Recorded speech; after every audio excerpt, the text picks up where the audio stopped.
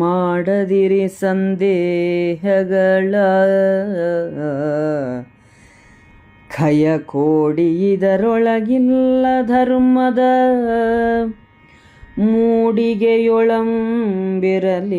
ಬಹಿರಂಗದಲ್ಲಿ ಬಳಸದಿರಿ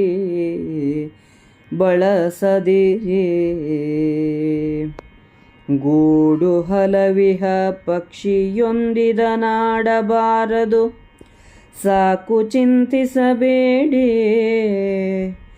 ನೀವೆಂದನಿ ಬರನು ತಿಳುಹಿದನು ಕಲಿಪಾರ್ಥ ಆದುದನು ಅನುಮತ ತಮ್ಮೊಳಗೆ ತತ್ಸೋದರರು ಸೌಹಾರ್ದದಿಂದ ತಳೋದರಿಯ ನೊಲಿದೈವರಂಗೀಕರಿಸಿದರು ಬಳಿಕ ಆದರಣೆಯಲಿ ಕುಂತಿ ಸೊಸೆಗೆ ವೃಕೋದರನ ಭಿಕ್ಷಾನ್ನ ಭಾಗದ ಭೇದವನು ತಿಳುಹಿದಳು ತೊಡೆಯಲಿ ತೆಗೆದುಕೊಳ್ಳಿರಿಸಿ ಇಳಿದನಸ್ತಾಚಲಕ್ಕೆ ರವಿ ನೃಪತಿಲಕರೈವರು ವಿಹಿತ ಕೃತ್ಯಾವಳಿಗಳನ್ನು ವಿಸ್ತರಿಸಿ ಕುಂತಿಯ ಚರಣಕಭಿನಮಿಸಿ ಜಲರುಹಾಕ್ಷನ ನಾಮ ಕೀರ್ತನೊಳಿತ ಪರಮಾನಂದ ರಸದಲ್ಲಿ ಮುಳುಗಿ ಮೂಡುತ್ತಿರ್ದರಂದು ಕುಲಾಲ ಭವನದಲ್ಲೇ ಸಿಲುಕಿದುದು ಜನದೃಷ್ಟಿ ಬಲುಗತ್ತಲೆಯ ಬಂಧದೊಳಂಧಕಾರದ ಜಲಧಿಯಲಿ ಜಗವದ್ದುದೇನೆಂಬೆನು ಮಹಾದ್ಭುತವಾ ನಳಿನ ಮಿತ್ರನ ಬೇಹುಕಾರರ ಸುಳಿವೊತಿಮಿರದ ಪಾಳೆಯದೊಳ ಎನೆ ನಿಳಯದ ಸೊಡರು ತಳಿದುದು ಕೂಡೆ ನಗರಿಯಲಿ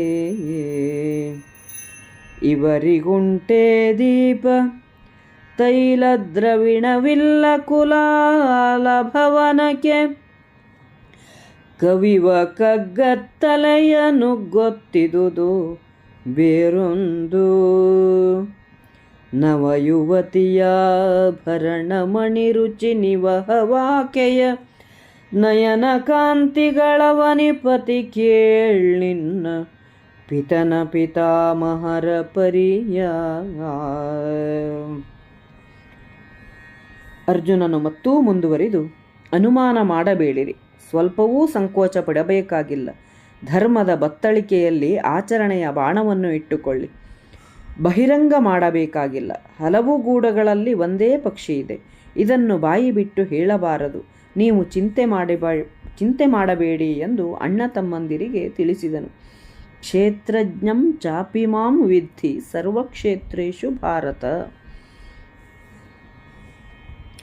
ಅಣ್ಣ ತಮ್ಮಂದಿರೈವರು ಪರಸ್ಪರ ಸ್ನೇಹದಿಂದ ಒಂದೇ ತೀರ್ಮಾನಕ್ಕೆ ಬಂದು ದ್ರೌಪದಿಯನ್ನು ತಮ್ಮ ಪತ್ನಿಯೆಂದು ಒಪ್ಪಿಕೊಂಡರು.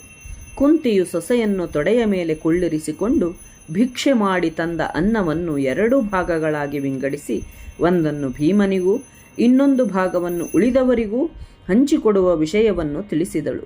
ಪಾಂಡವರು ಭಿಕ್ಷಾನ್ನವನ್ನು ತಂದು ಹಂಚಿಕೊಂಡು ಊಟ ಮಾಡಿದರು. ಸೂರ್ಯಾಸ್ತಮಾನವಾಯಿತು.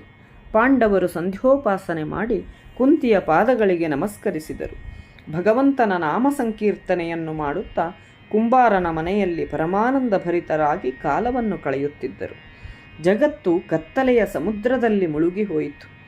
ಜನರ ನೋಟಗಳನ್ನು ಕತ್ತಲೆಯು ಬಂಧಿಸಿತು. ಎಲ್ಲಿ ನೋಡಿದರೂ ಕತ್ತಲೆಯ ಪಾಳೆಯ. ಶತ್ರುವಿನ ಪಾಳೆಯದಲ್ಲಿ ಏನಾಗುತ್ತದೆ ಎಂದು ನೋಡಿಕೊಂಡು ಬಂದು ತನಗೆ ತಿಳಿಸಲು ಸೂರ್ಯನು ಕಳಿಸಿದ ಗೂಢಚಾರರೋ ಎಂಬಂತೆ ನಗರದ ಮನೆಗಳಲ್ಲೂ ದೀಪಗಳು ಉರಿಯುತ್ತಿದ್ದವು. ಕುಂಬಾರನ ಶಾಲೆಯಲ್ಲಿದ್ದ ಪಾಂಡವರಿಗೆ ಎಣ್ಣೆ ಎಲ್ಲಿಂದ ಬರಬೇಕು ಎಂದ ಮೇಲೆ ದೀಪದ ಮಾತೆಲ್ಲಿ. ಆದರೆ ದ್ರೌಪದಿಯ ಆಭರಣಗಳ ಕಾಂತಿಯು ಕಣ್ಣುಗಳ ಕಾಂತಿಯು ಆ ಮನೆಯ ಕತ್ತಲೆಯನ್ನು ಹೋಗಲಾಡಿಸಿದವು. ರಾಜ, ನಿನ್ನ ತಂದೆಯ ಅಜ್ಜಂದಿರ ರೀತಿಯನ್ನು ಕೇಳು.